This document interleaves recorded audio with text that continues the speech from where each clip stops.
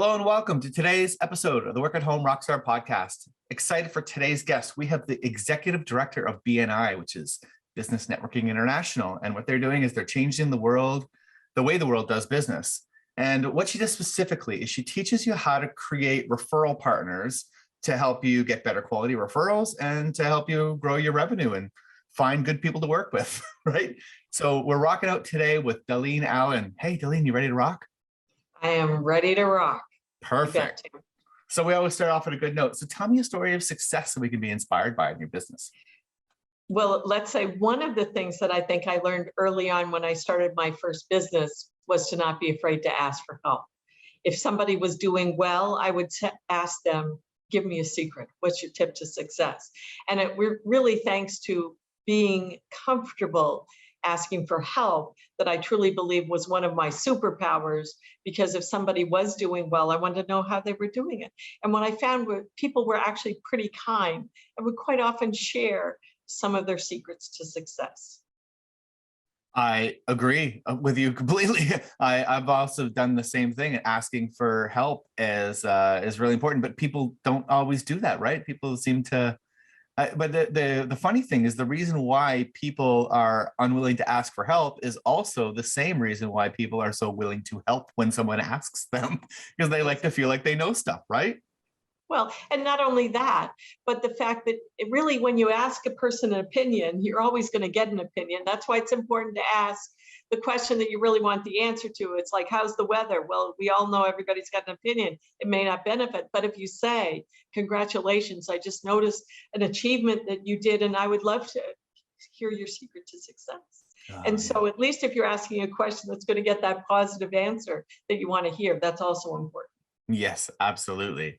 So now along the path, not everything goes as planned. So there are some bad notes that we're going to hit and things that aren't going to go the way that we want them to go. So can you share something that just didn't work out for you and how we can either avoid it or recover?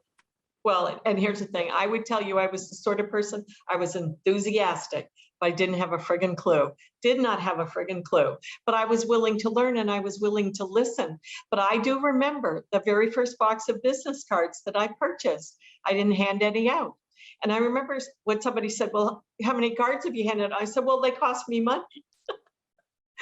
And it wasn't making me any money. So you kind of go, okay, that was not the smartest thing in the book. And so I was a person who was very shy or uncomfortable in the beginning to talk to people I didn't know.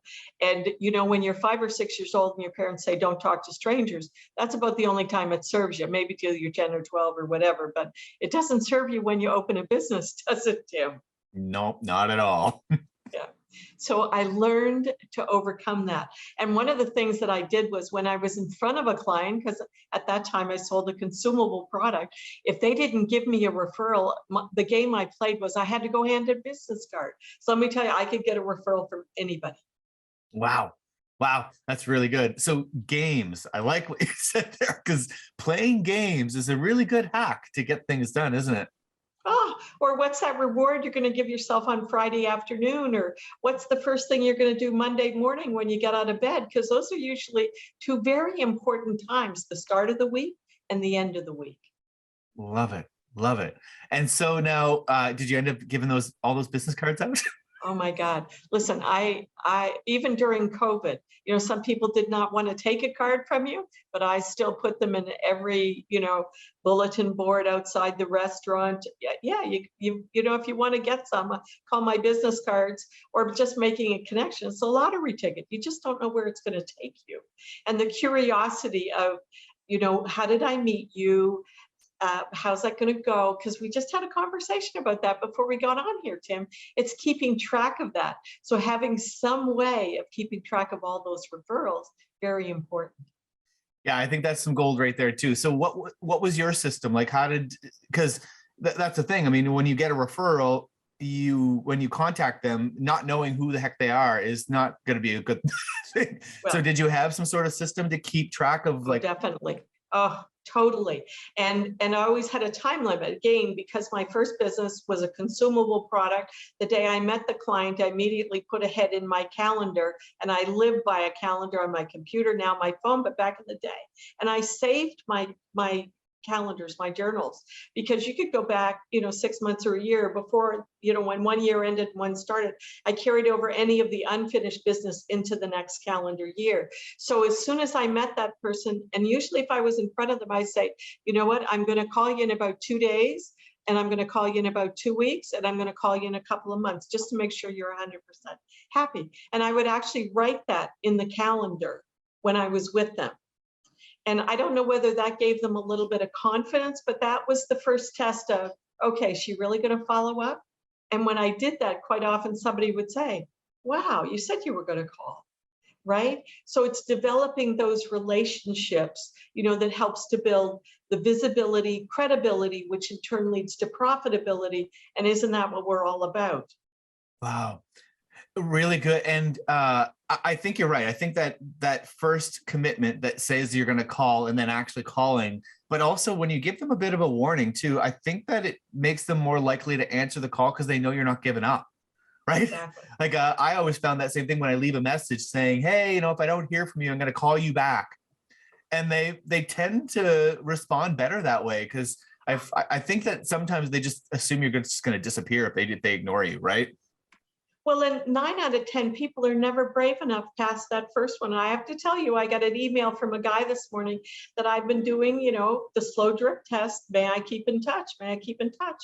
And he said, you know what? I think the time's right now. And he said, mostly because I admire your persistence, right? And many people are not brave enough to do that. Do it in a nice way, and see if you can be of value. If you want to increase the credibility, you must offer a few samples. What are you willing to do for that person? But it's really all boils down to relationships. So many people are so quick to try to sell, they're not trying to make the human connection.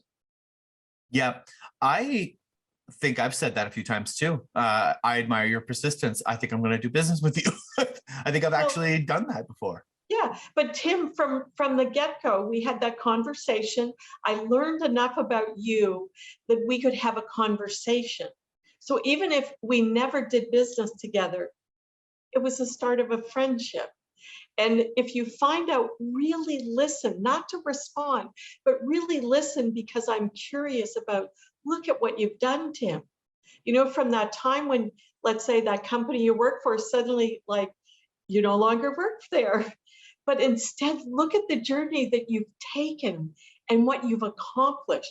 I think many times, you said something about being on podcasts, but you don't realize just the achievements that you have done. Pat yourself on the back. Well, thank you. Thank you. And you know what? I think that's all of us. We don't realize how much we've done because we're always comparing it to the next tier, to the next level of what you haven't done yet, right? Yeah. But if you look back, I mean, I remember there's lots of people that we have on the podcast that talk about coaching and they're like, yeah, but I'm not a billionaire yet. How can I coach people on how to make, you know what? There's always going to be somebody who's going to be ahead of you. And there's always going to be somebody that's behind you. And so, the same thing with music, right? If I might not be able to teach Eric Clapton anything about guitar, but I can teach a beginner, right? Yeah. Well, but here's the thing. If you had a conversation with Mr. Clayton, that you would be able to talk because music is the common bond.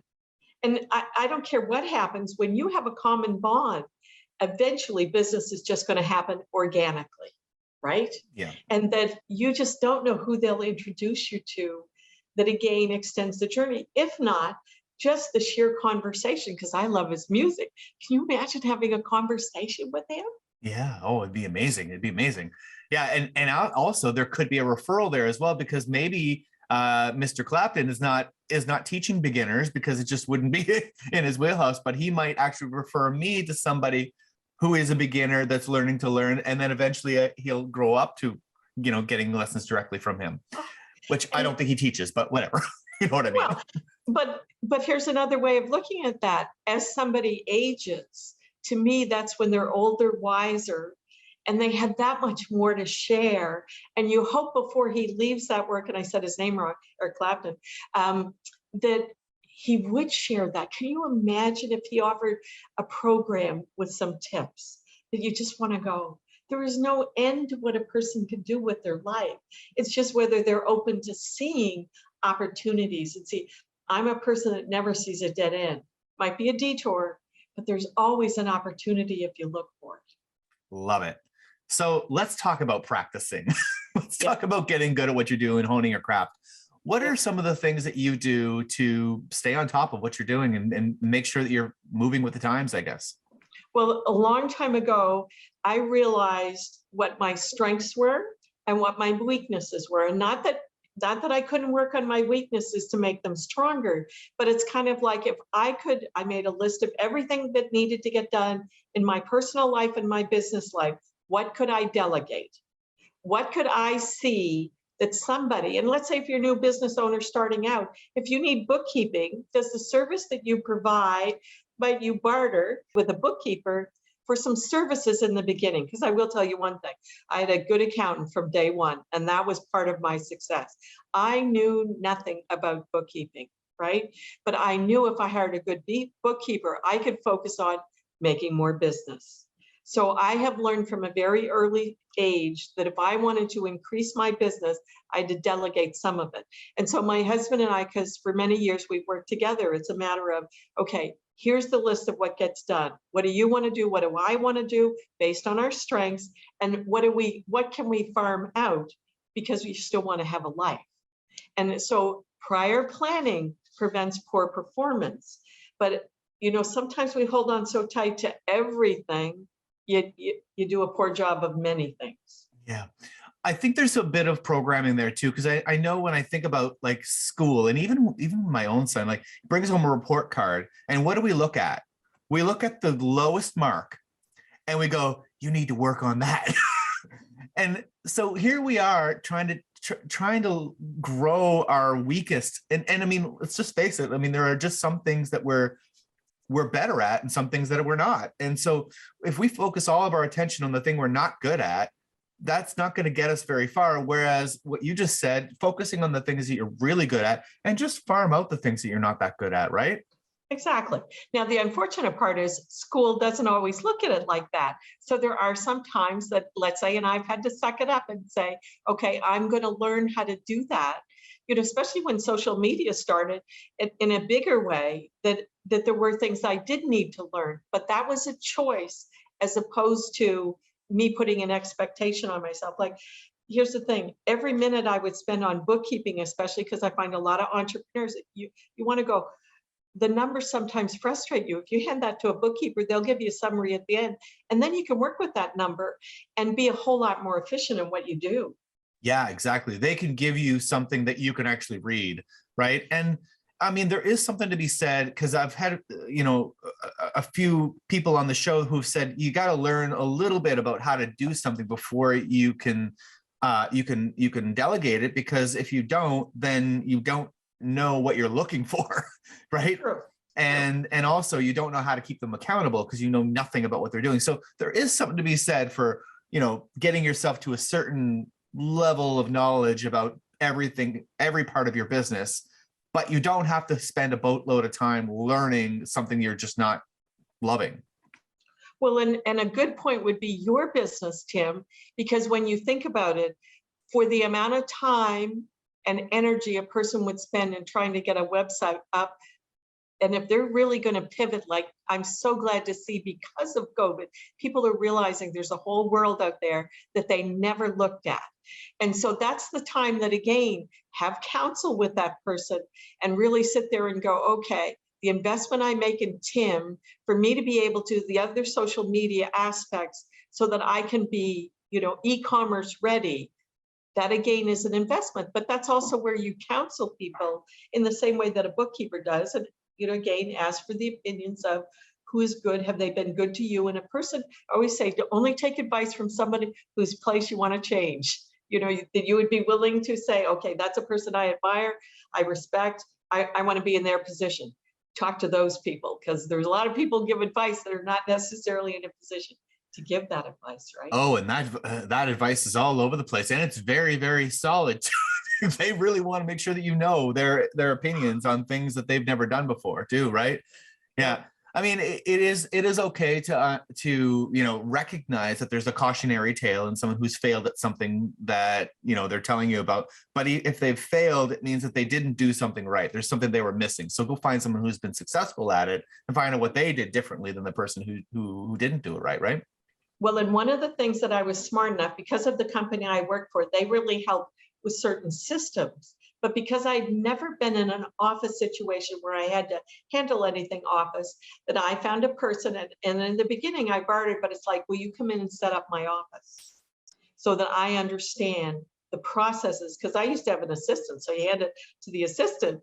And in any previous really full-time career that I had, so it was a matter of, okay, I know I need a system, and that's really where my husband comes in. He's a mechanical engineer. He said, Dalene, I can't teach you, but find somebody who can. So that's what we did. And so once my home office, because I worked from home long before most people ever ran a home-based business. And I have to tell you, I never got a whole lot of respect, even though, my business did 3, 4, 5, 6 million, right? I was in the business for 30 years. But I knew that in order for me to be effective, certain things had to be in place. And that's where, again, asking for help is something that sometimes people are timid to do. And let me tell you, get over that, because I tell you, I've gotten some of the best advice from people that totally revolutionized my business over a single cup of coffee. Like, just I agree 100%. That's one of my things. It's my go-to is if something's not working in my business, I go online, I go find somebody who I think is successful, and I ask them if they'll go for coffee with me. And I'm surprised on how many of them are willing to do it. First of all, like I'm thinking, oh, you're too busy to go for coffee with me, but they do. And you end up getting really gold. Oh, and just again, it can be just that one little thing that just you kind of go totally different.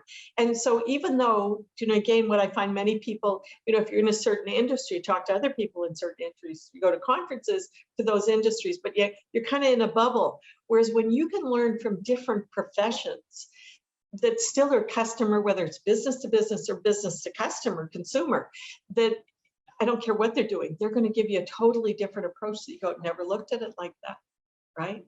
Yeah, so having a variety of people to get counsel from or ideas from, huge. Right on. Okay, rock stars need fans. So tell me, how do you go about getting the raving fans, getting the people that love you? Well, again, visibility, credibility, profitability.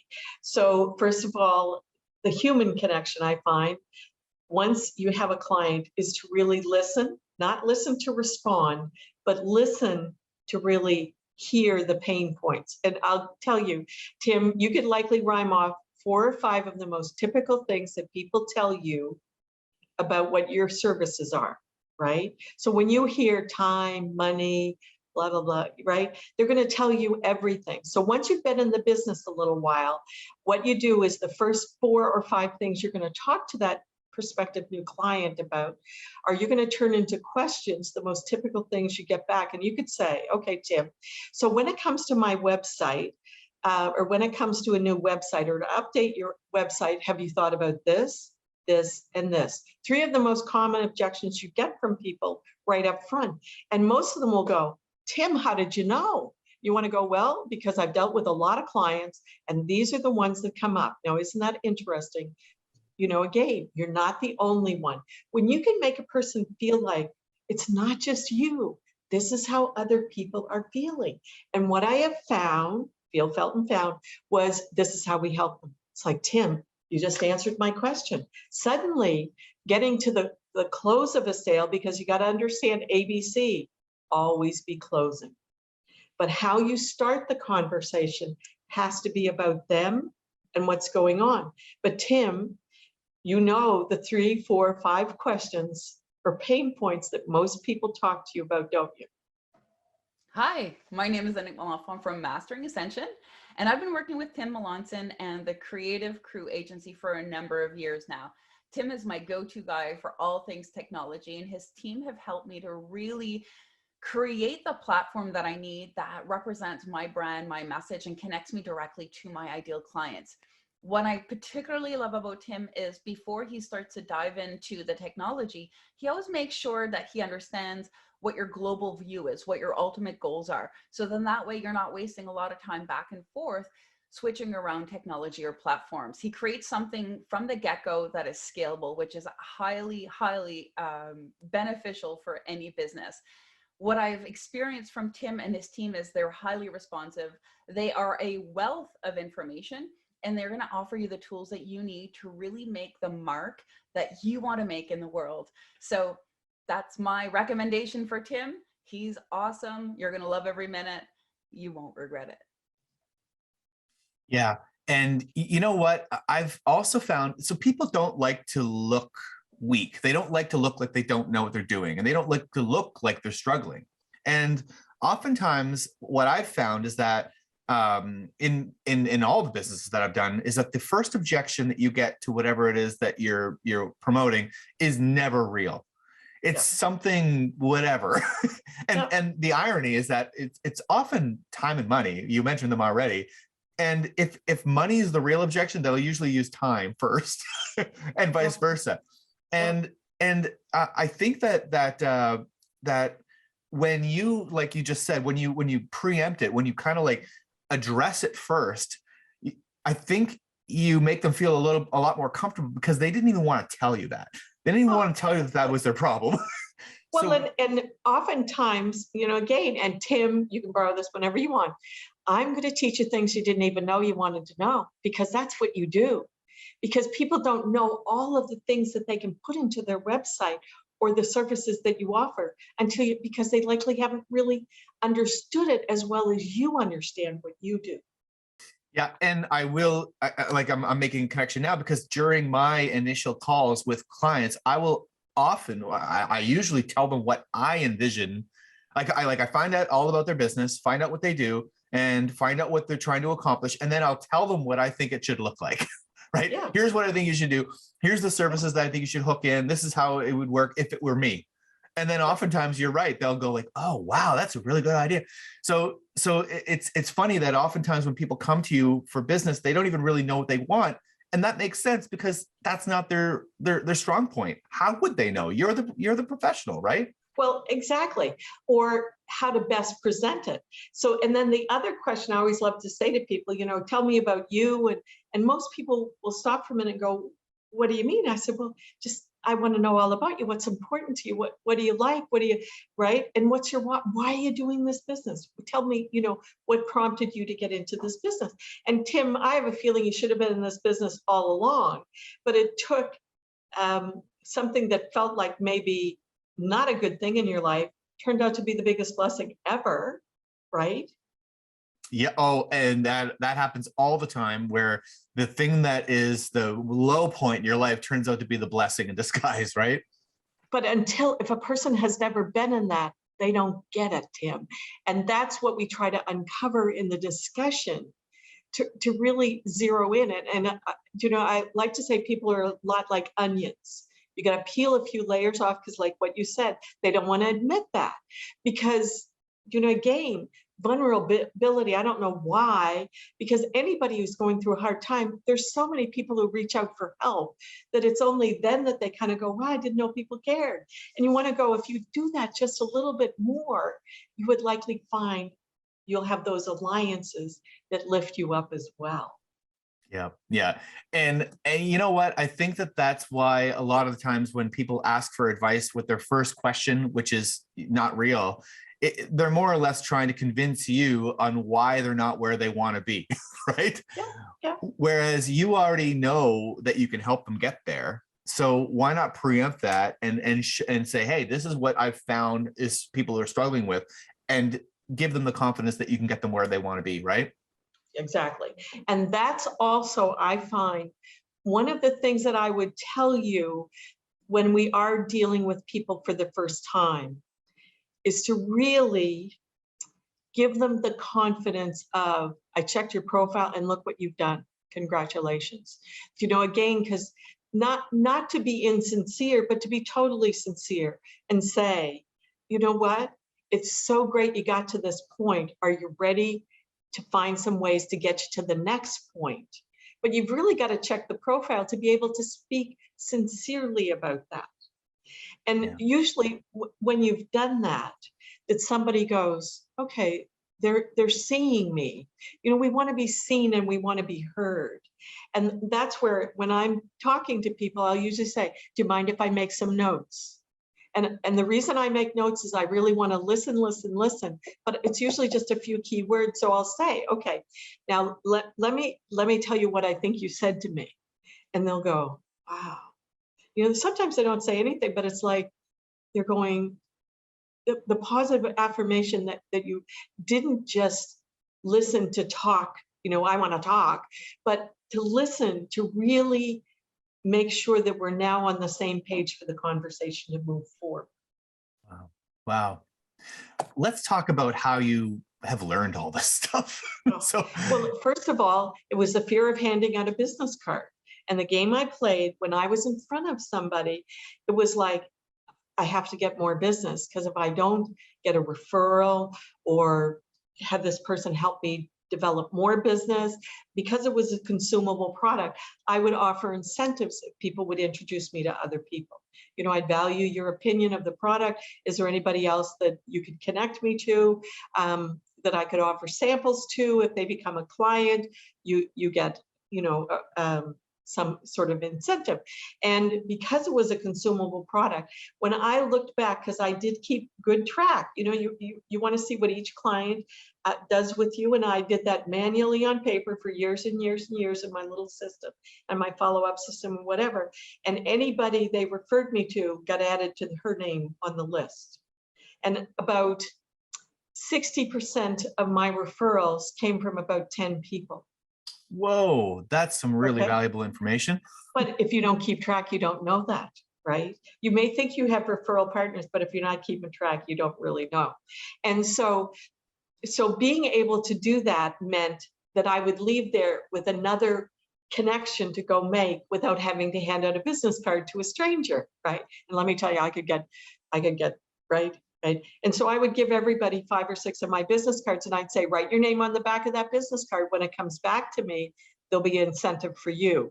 And so, you know, again, it would be, these people would be calling. Now, sometimes I'd call because I sold skincare and cosmetics, and they'd say, my friend told me I really needed you. And I'm thinking, okay, she wasn't really diplomatic. I need to be.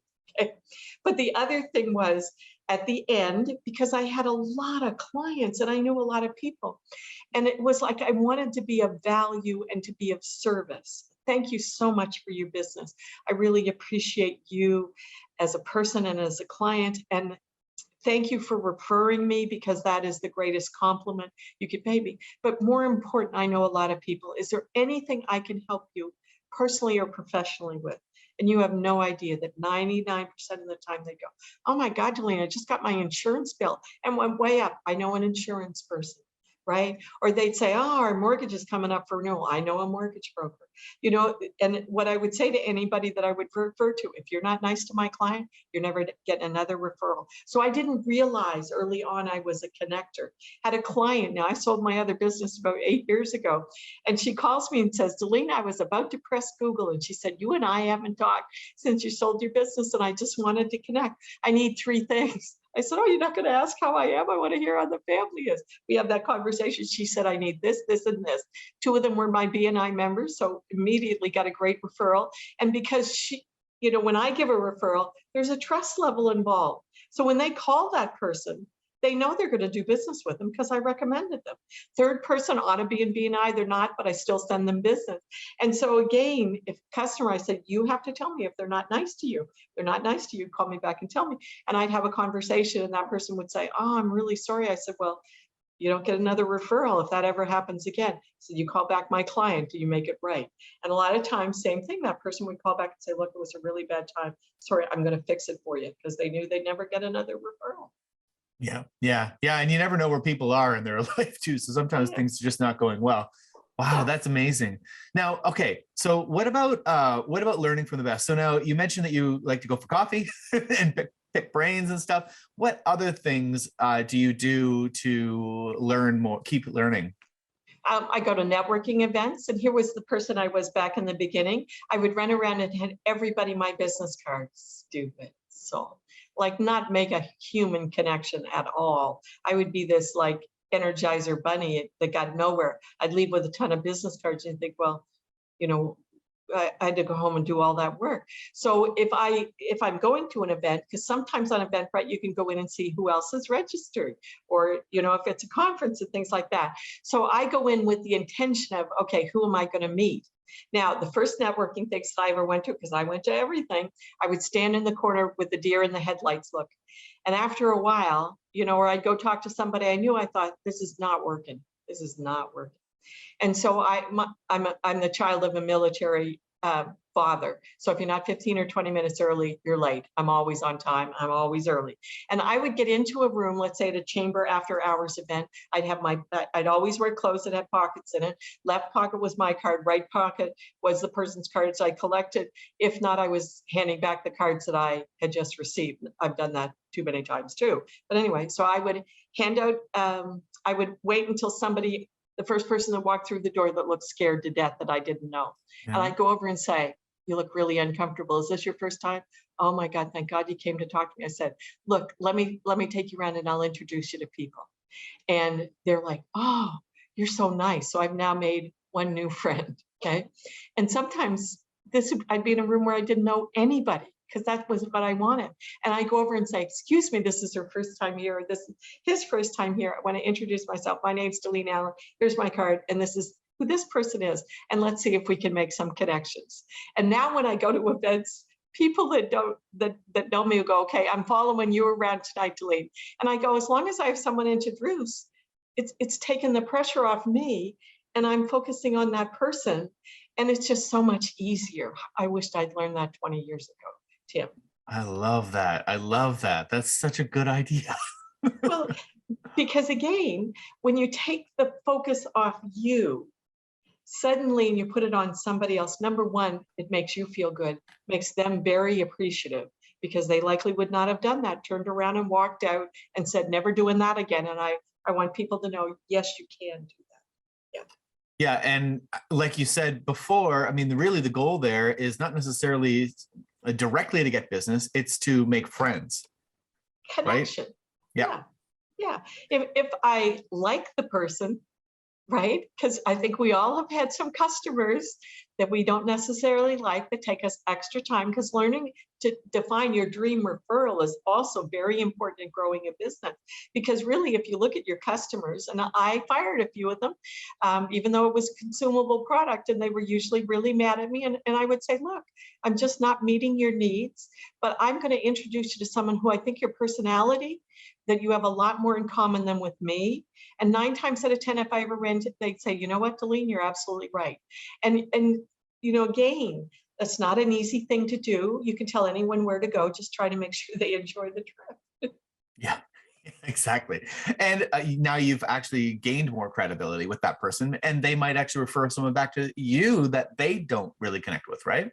Exactly. Yeah. Wow. I mean, again, what can we do to make somebody feel better, a little more important, a little more valued? Because if we all did that just a little bit more, I hope we're coming out of this with people just caring a little bit more. Such a difference that makes. I agree.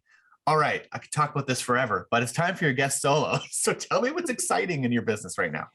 Well, can you tell I love to connect people? I'm a very curious person. I love to hear people's stories. Everybody has a story. And it's always, I learn something new from everybody I talk to.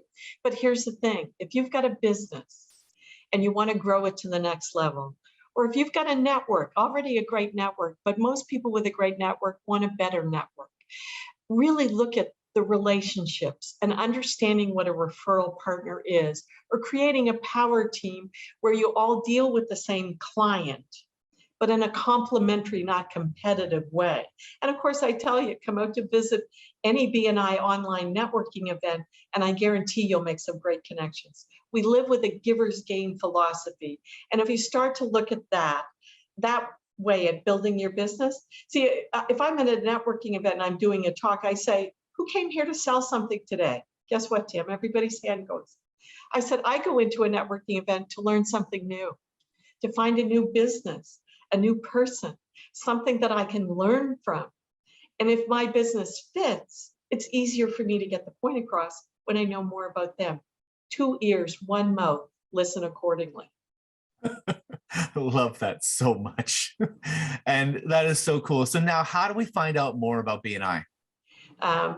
www.bnimaritimes.com. We have the regions of Nova Scotia, New Brunswick, and Prince Edward Island.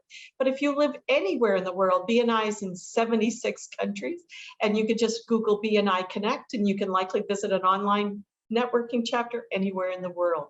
Here's the thing, if you're a solo entrepreneur and perhaps you want to make a trip somewhere, want to go to Hawaii or Spain, Google BNI, get the lowdown before you ever get there on the best places to stay, and you'll have a whole network of people to visit when you go there. Go to a few BNI events. Who knows, you could call it an income tax deductible travel trip. Wow, that's such a great idea. Now, Dalene, you know that I was part of a BNI chapter back when I first started my business, being self-employed. And I mean, the ideas of these referral partners was great. I mean, I had a few friends that were referring me people before I got to BNI, but BNI was great because it got me an opportunity to meet more people, create more relationships, and get more business. Now, this right now with this whole Zoom thing is a huge opportunity, I think, because now we don't have to go in person to a meeting to learn about BNI. We can actually sit in our home and work from home and actually attend these BNI meetings all over the world. Oh, Tim, and when I talk to somebody like you who really can do global, or when I talk to somebody like you that finally Atlantic Canada is on the map for a wonderful place to live and they want to come and do business here, they need to talk to somebody like you before they ever get here. And we're an aging population in the Maritimes. We need people to come here and see the opportunities that sometimes we don't see. But when we see them seeing opportunities here, I believe it makes us more motivated to also see the amazing opportunities that are here for all of us. Love it. Love it. All right. So if you're interested in BNI, make sure you go visit their website and it'll be in the show notes as well. And if you're in the Maritimes and you want to start or be a part of a BNI chapter here in the Maritimes, make sure you contact Dalene because she can help you to set a chapter up, right? Exactly. And for Moncton, this amazing man, Tim Melanson, starting a chapter in Moncton. So contact both of us and we'll help grow your business. Awesome. So thank you so much for rocking out with me today, Dalene. This has been a lot of fun. Oh, listen, I love it, Tim. Thank you. Have a great day. Right on. And to the listeners, make sure you subscribe, rate, and comment, and we'll see you next time on the Work at Home Rockstar Podcast.